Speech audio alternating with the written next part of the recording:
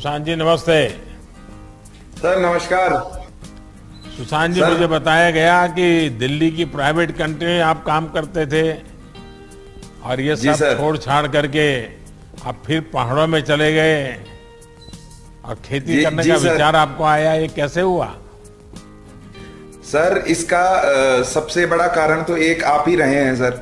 आप पिछली बार जब उत्तराखंड आए थे तो आपने कहा था कि उत्तराखंड का पानी और उत्तराखंड की जवानी उत्तराखंड के काम नहीं आती सर।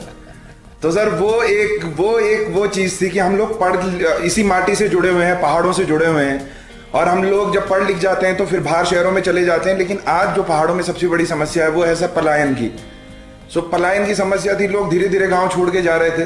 तो वही देखते हुए फिर वापस आए कि अगर युवा वापस पहाड़ों की तरफ आएगा तो सब लोग वापस आना शुरू करेंगे।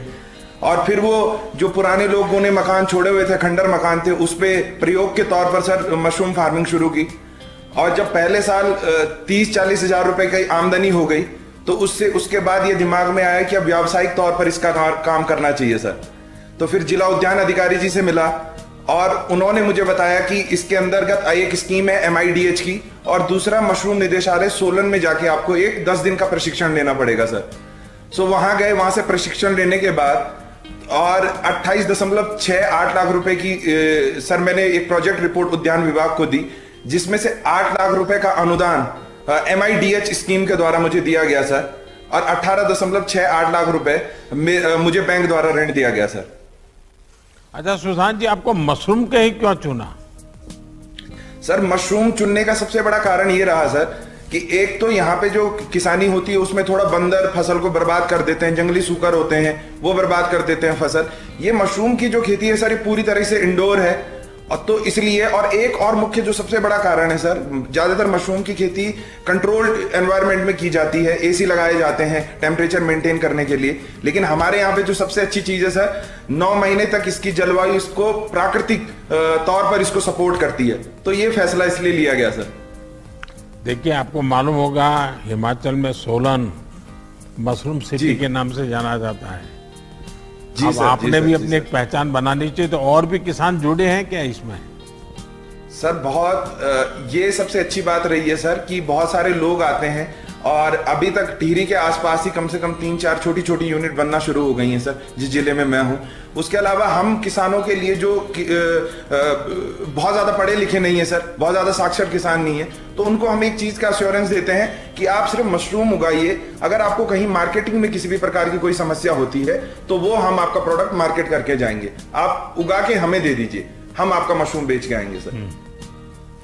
सुशांत जी, आप जो काम कर रहे हैं जी उसमें जैसा आपने बताया कि सरकार ने इतना पैसा दिया, बैंक से आपसे पैसा मिला, क्या बाकी किसानों को भी अब ये इसी प्रकार की मदद मिल रही है?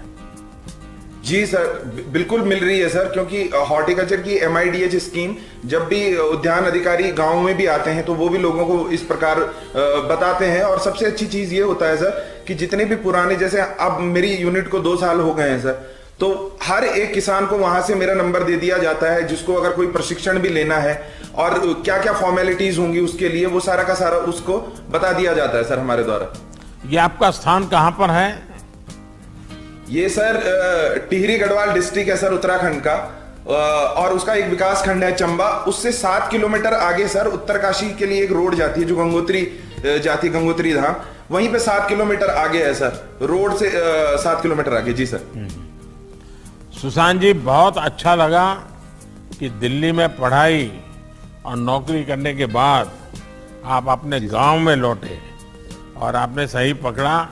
मैं जब भी उत्तराखंड में आया हूं एक बात बोलता रहता था कि उत्तराखंड का हमारे पहाड़ों का एक प्रॉब्लम रहता है कि पहाड़ों का पानी और पहाड़ों की जवानी पहाड़ के काम नहीं आती है, और इसलिए हमने उसको उलट करना है।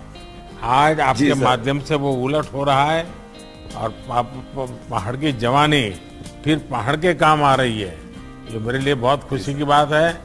वहाँ पर लोगों को पलायन न करने के लिए आपने प्रेरित किया है। आप जैसा पढ़ा लिखा युवा जब खेती करता है तो कितना बदलाव आता है। हमारी सरकार की कोशिश है कि हम गांव और शहर में सुविधाओं के भेद को कम से कम कर सके।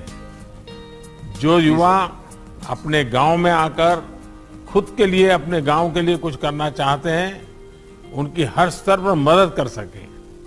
देश भर में ऐसे युवाओं के लिए आप प्रेरणा है। आपको मेरी बहुत बहुत बधाई, बहुत बहुत शुभकामनाएं। धन्यवाद। जी सर, आपका बहुत बहुत धन्यवाद।